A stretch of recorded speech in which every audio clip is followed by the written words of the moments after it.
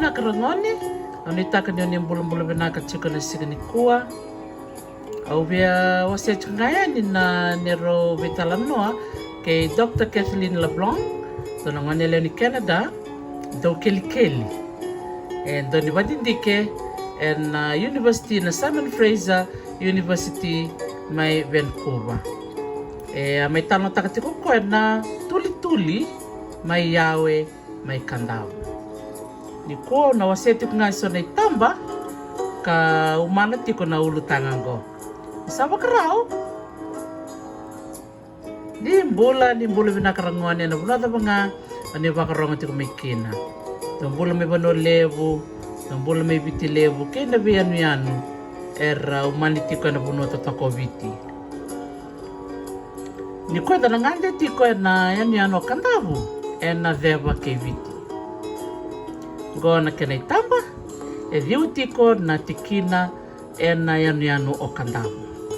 Ni kuwa na ngande tiko na tikina o Yawe na Veva ni yanu Kadavu. Klani ni redi tiko na mapengo na tikina o Yawe. Wala kata tiko na tikina o nambukeleu. Angole ni o Dr. Kathleen na tikina o Yawe kala kibaka tiko koya na koro bakturanga o Nalotu.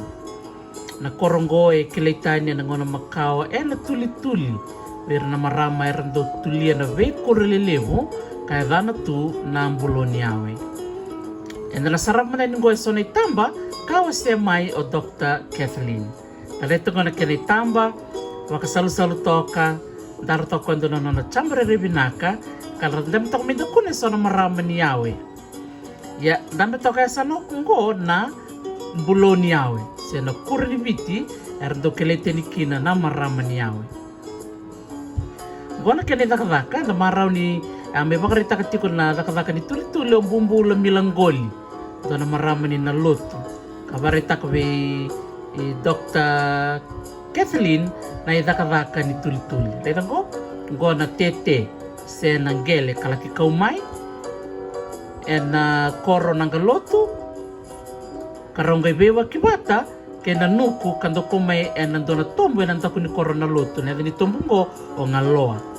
Ngon rosabi wa kikina nangele bat kena nuku saga me batungo na kena imbulimbuli nangon rasawa ke bat kina na nuku kena tete. Sanga da kame bangon kena imbulimbuli sangai rasema se mata bata. Ito ko nangon tata chukina na tete he. Rabantak na batu me kome na kau me moku kina na tete se me samu kina na tete. Takataka ngo kotiro bata may na marama bakatranga kinir nangon totoka ni dareda non takataka bata tukun no Dr. Kathleen na takataka ni tulituli kau tabata may na leo ni kor go sa barita ka chukong bumbula mila na kana bakanga na batu kay na ita meron ni tulikin endo na ko. Bakanga bakaliw na wine mo siya malumukin na tete meron ni musu se taki na tete. Bula vinaka bumbula milangoli. Tos chungo na tulituli rere vinaka dine na deni lingana na maramango kamaro taksar bakaliw o Dr. Kathleen na yalo tikuba na nona wasea na nona kilaka. Ngona kena bakatombo taki me mboto ni kuro oti sangai buki ngone buki kina kena voice malumutu meroni tora ni bulimbuli ni kuro erto ngandra bati ko merto mbulia tababi di vinaka sarava kalevu bera na marama ni koro ona Nalotu na tikino Yawe na nondrau yalo batamai merme bakarita kana nonra kila ke buana marama ni kena dango totokan dina na Tulituli-Yawe go na kena salaki baka ngataki na matandrau mesa sanga kina na ndalo wanrenga ndalo kamida ni vanua vakaturanga o Yawe. Nitaka ni nitalitaka rangone na Talanoa member letter na tulituli na tikina vakaturanga o Yawe na sano Kadavu. Nako bakalevu ni Samuel Manda. People